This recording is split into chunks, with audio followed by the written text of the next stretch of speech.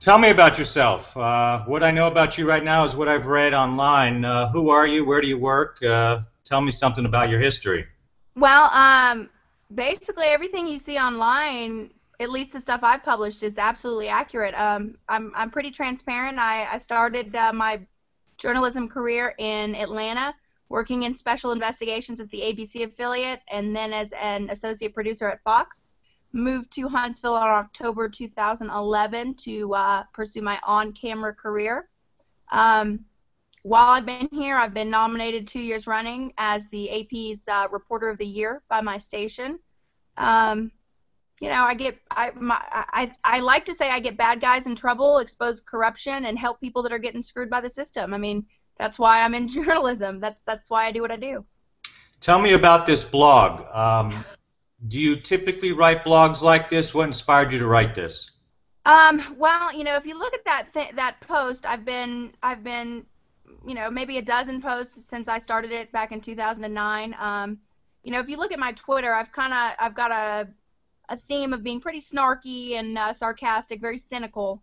And I just got home from work last Tuesday and just came to me, and I wrote it and posted it, and never imagined that it would lead to what's happening today. So. Oh, exactly what happened? When did it happen? What was said to you? Well, Friday I was on my way out to do a story, and I was stopped by my news director, and he told me, you can't leave. And I was, kind of flippant, and I was like, well, I got to have, content on by 5, but he was insistent, and was brought into a meeting with my news director and HR, and they printed off a copy of my blog and handed it to me and said that this had done irreparable harm to the station's image. Now, that was when it had only had 400 hits. As of the past 15 minutes, it's upwards of 500,000, and the station has been inundated with calls about violating my First Amendment rights. But that being said, I was terminated on the spot. I said I'd take it down. They said it's too late for that. I argued that this was my personal space and my personal voice, and it wasn't promoted via any station sites or social media. And they weren't having any of it. And I was terminated and asked to gather my belongings and leave. Did they mention anything in particular they did not like about the blog? I think kind of as a whole, one of the things that sticks out in my mind is my news director. I said, I was just being funny. You know me, I was just being funny. He goes, well, you didn't say you were just being funny. Well, I felt that was sort of implied when I said things like, I hate the right side of my face, which this is the right side of my face, by the way. I don't like that side. The bang side is preferably better.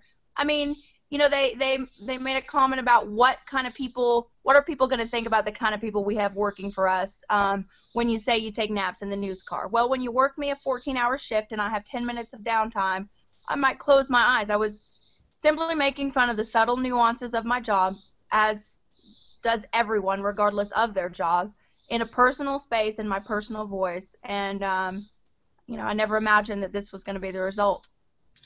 Of those points you made, do you regret any of them?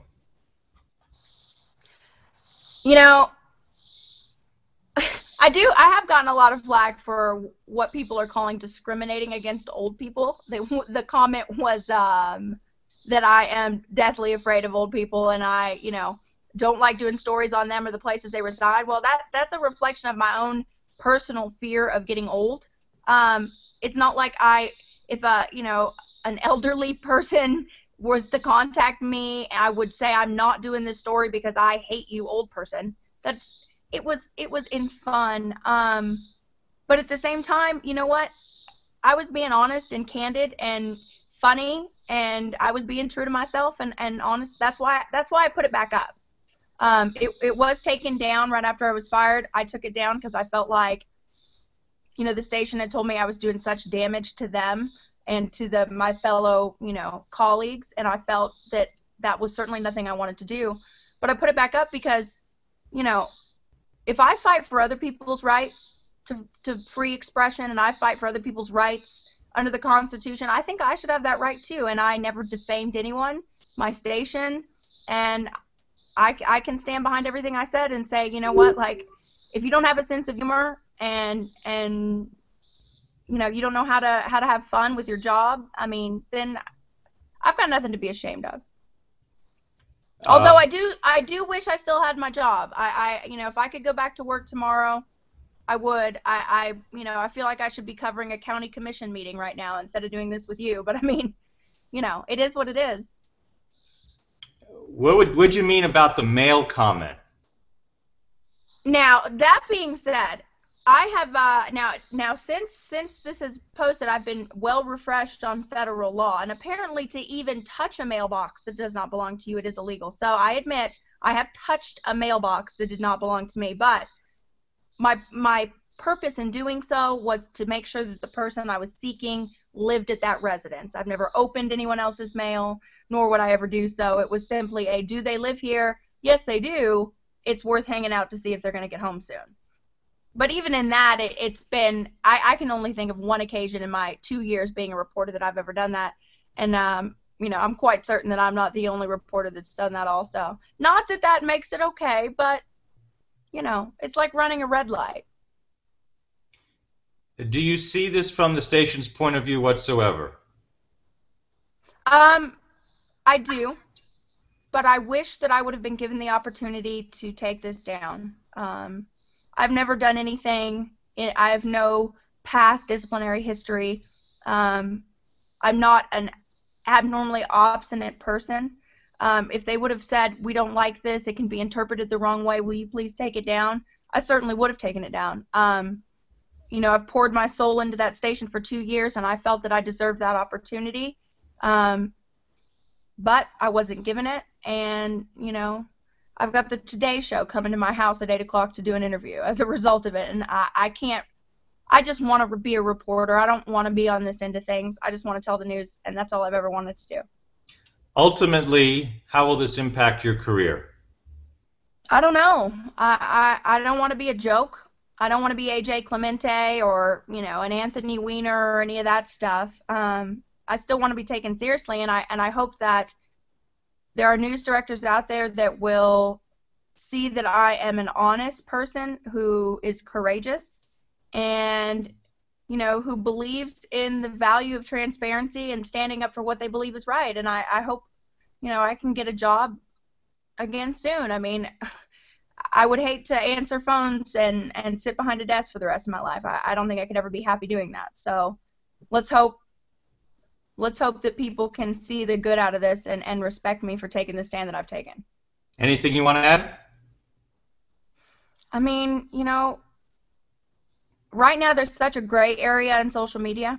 On the one hand, management, wants to tell people that to exploit Twitter and Facebook and put as much out there as possible, give people a personal slice of your life. Well,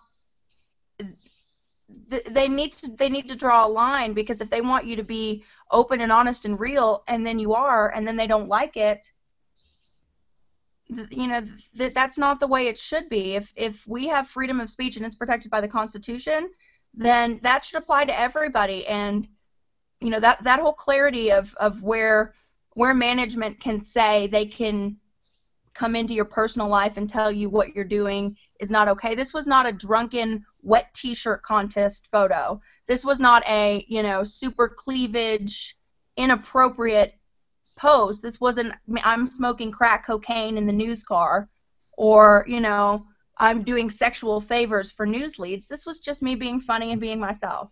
And I take pride in being an unadulterated, honest version of myself. Shea, thanks for the time and good luck with everything. Thank you. I guys appreciate your interest.